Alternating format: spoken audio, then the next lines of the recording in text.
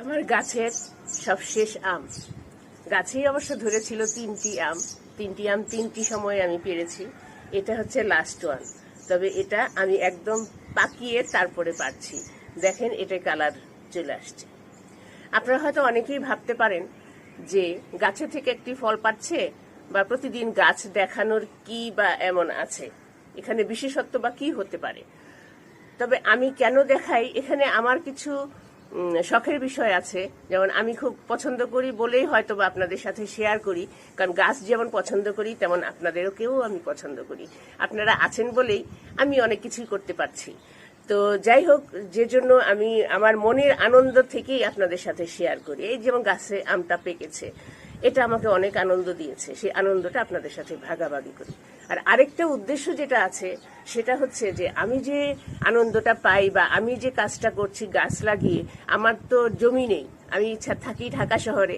আমার ছাদে সামান্য একটু জায়গার মধ্যে আমি বিভিন্ন রকম গাছপালা লাগিয়ে পরিচর্যা করি নিজের আনন্দের জন্য।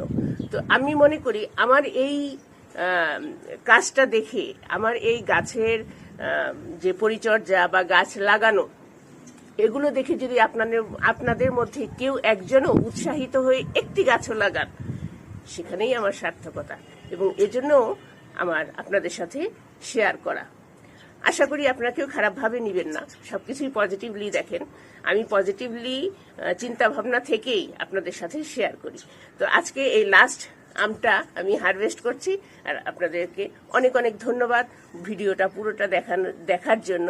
আর আমার মতো কেউ যদি একটু ইচ্ছে হয় যে একটি গাছ লাগাই, সেটা লতা পাতা ফল ফুল যেটা মনে হয় সেটাই লাগান না কেন, দেখবেন খারাপ কিন্তু লাগে না। বিসমিল্লাহ, আলহামদুলিল্লাহ। ভালো থাকবেন সবাই।